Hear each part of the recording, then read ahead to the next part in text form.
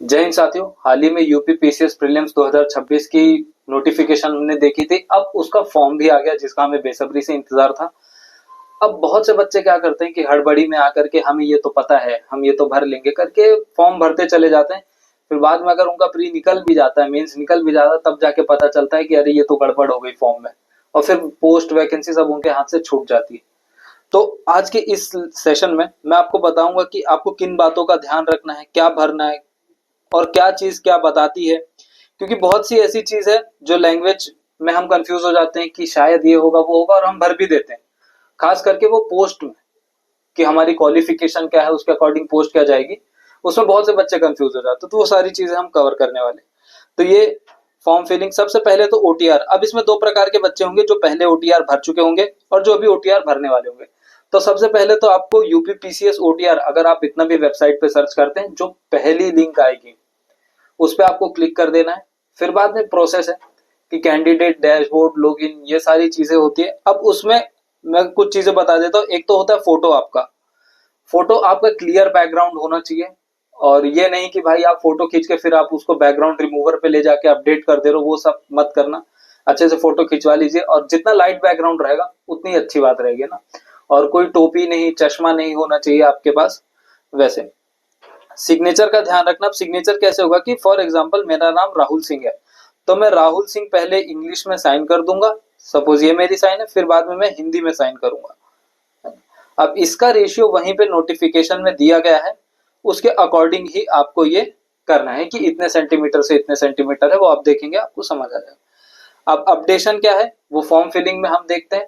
अब ओटीआर में देखो क्या है, सपोज आप कोई डिग्री लिए हो, पढ़ाई के चलते चलते आप साथ में डिग्री भी लियो, तो वो चीज आपको ओटीआर में जाके अपडेट करनी रहेगी वहां पे। ये नहीं कि ओटीआर भरते उसी को हम कंटिन्यू करते, फिर आपके उस क्वालिफिकेशन का कोई मतलब नहीं रहेगा, और उसी के अकॉर्डिंग आपका पोस्ट वैकेंसी भी वहां पे इफेक्ट होगा। ठीक है, तो अब मैं ये ओटीआर फिलिंग हो जाएगा। अगर आपको कोई डाउट होता है आप कमेंट सेक्शन में पूछ सकते हैं। प्लस मैं ये फॉर्म फिलिंग का बताता हूँ। ये वेबसाइट पे आप यूपीपीसीएस के जाएंगे। अब यहीं पे देखिए अबाउट अस, एग्जामिनेशन, रिक्रूटमेंट, ये सब है। अब आप यहाँ पे कैंडिडेट कॉर्नर से भी जा सकते हैं, नहीं तो यहाँ पे नोटिफिकेशन एडवर्टीजमेंट जो है इसी के नीचे अगर आप क्लिक करेंगे तो फिर आपको वहां पे ऑप्शन आ जाता है। उसको क्लिक करने के बाद में वहां पे आएगा कि ओटीआर नंबर क्या है आपका। ठीक है, अब जैसे ही आप ओटीआर नंबर डालते हैं तो फिर ओटीपीआर नंबर ऑथेंटिकेट करने के दो ऑप्शन आते हैं, एक होता है पासवर्ड, एक होता है ओटीपी। अब यहाँ पे 90% बच्चों को पासवर्ड नहीं पता होता है, बहुत कॉमन है। तो आप ओटीपी से, ध्यान रहे आपका मोबाइल रिचार्ज होना चाहिए और वो मोबाइल सिम आपके पास होना चाहिए, तभी वो ओटीपी आएगा। वो ओटीपी से आप प्रोसीड करेंगे, यहाँ पे ऑथेंटिकेट करेंगे, तो फिर बाद में आपको ऐसा विंडो दिखेगा। ये आप देख सकते हैं कि ये कंबाइंड स्टेट यूपीपीसीएस, ये जनरल स्पेशल, मतलब अभी जो जनरल कैटेगरी के बच्चे ने हमको भेजा था, तो ये जनरल कैटेगरी का। फिर बाद में यहाँ पे आपका नाम रहेगा, मदर्स नेम, फादर्स नेम। अब आपको ये सारी डिटेल देखते हुए चलनी है, ऐसे नहीं कि हाँ हाँ यही पापा का नाम है, यही मम्मी का नाम है, क्या उनके डॉक्यूमेंट में भी सेम नाम है, वो चीजें वेरीफाई करनी। क्योंकि अगर इसका भी इशू होता है तो फिर कभी कभी आपका फॉर्म रिजेक्ट हो सकता है, इस चीज का ध्यान रखना है। फिर बाद में ये सबके लिए कॉमन है ये पोस्ट, ठीक है, अपर एज, ये सब। फिर बाद में आप प्रोसीड कर देंगे। अब उसके बाद में अब ये जो आता है कैंडिडेट पर्सनल इंफॉर्मेशन, अब ये भले लॉक है यहाँ पे, लेकिन आपको देखना है इन केस कोई डाउट होता है कि हाँ चलो मुझे ये चेंज करना है, तो आप उधर ओटीआर के प्रोफाइल पे जाके चेंज कर सकते हैं, या फिर हेल्प डेस्क पे कांटेक्ट कर सकते हैं, ये चीज करनी है। ये आपके फादर या फिर आपके जो हस्बैंड रहेंगे उनका नेम रहेगा, मदर नेम।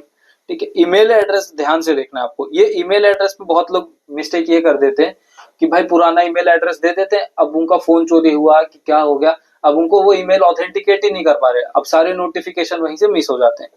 ठीक है, मोबाइल नंबर आपको देख लेना, मैरिटल स्टेटस, जेंडर और डोमिसाइल।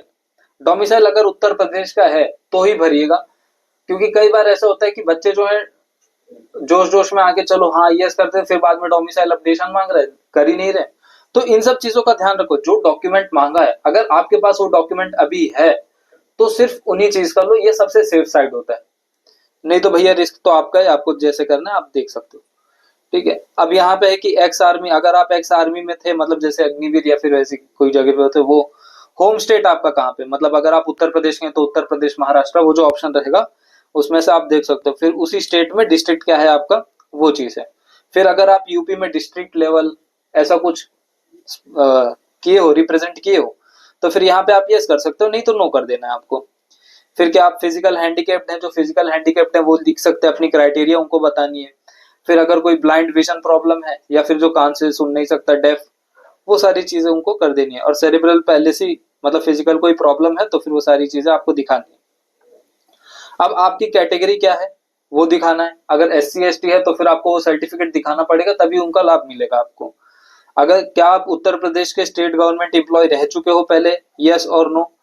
फिर बाद में क्या आपको यूपी PCS ने कभी डीबैर किया है, मतलब मोस्टली नहीं ही करते हैं वो सर।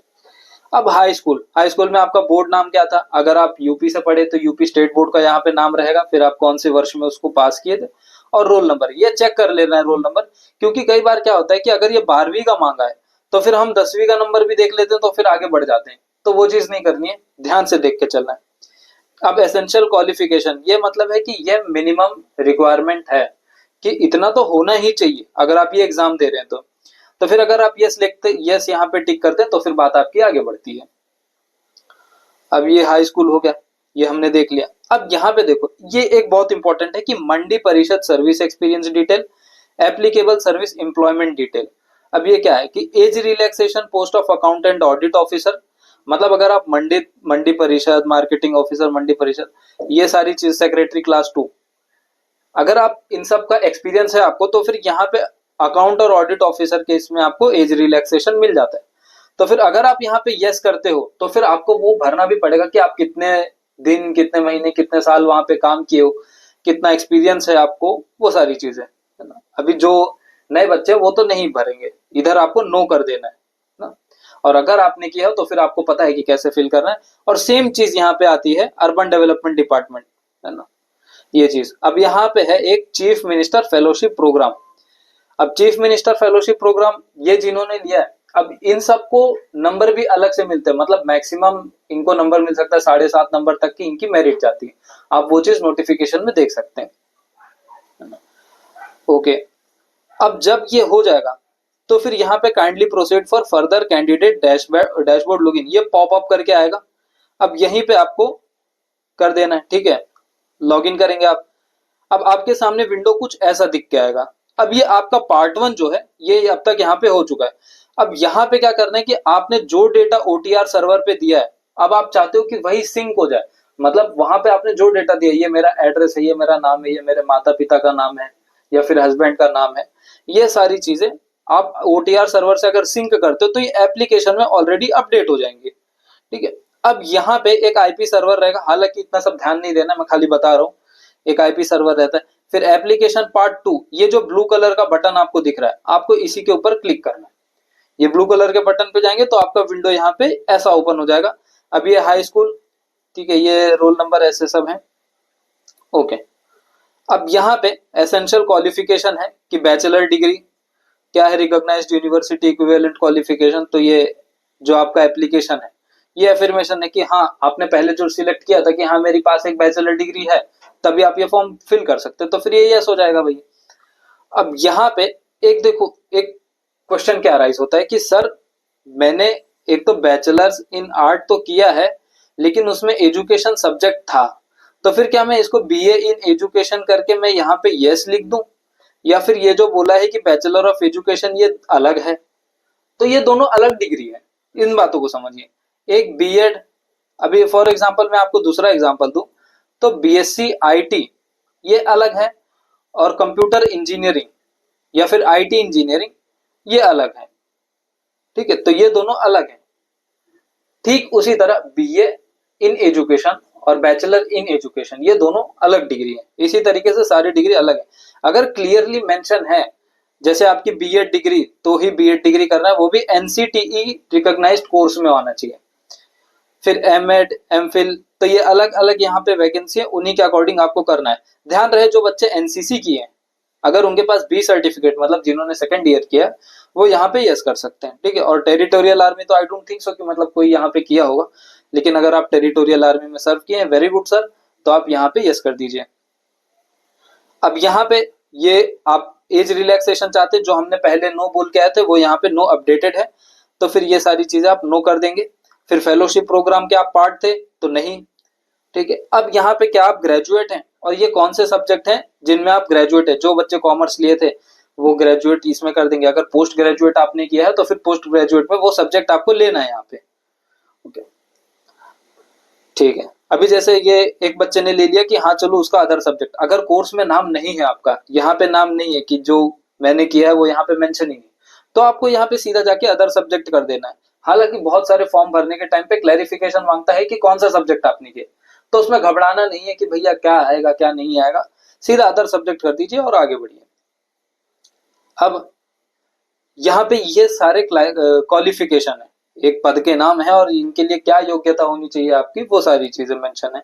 और यहाँ पे आपको यस नो करते जाना है। अब एक बात का ध्यान रखना है, ये जितने भी क्वालिफिकेशन यहाँ पे मेंशन है लगभग 10 से 17 है।